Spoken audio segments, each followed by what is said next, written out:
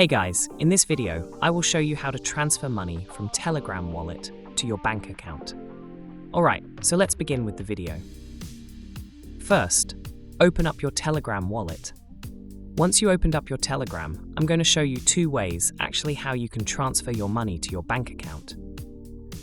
The first one would be to go to P2P Market, which is in the right corner here, and then click on Sell.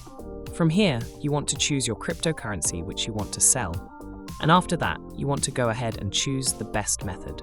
So as you can see, there are payment methods here, like Bank of Georgia and TBC Bank, SEPA Instant.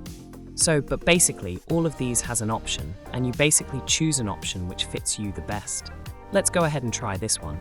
So it has SEPA EU Bank Transfer, or SEPA Instant. And now you're going to enter your account card number, and that's basically that. That's how you can go ahead and send it straightly to your bank account. Now, another way would be to send it to another exchange. So for example, like Bybit, and then from Bybit, send it to your bank account. So there's a few ways how you can do this. So that's basically how you can transfer money from Telegram wallet to your bank account. So that's all for this video. Consider subscribing if you find it helpful, and I'll catch you in the next one. Thanks.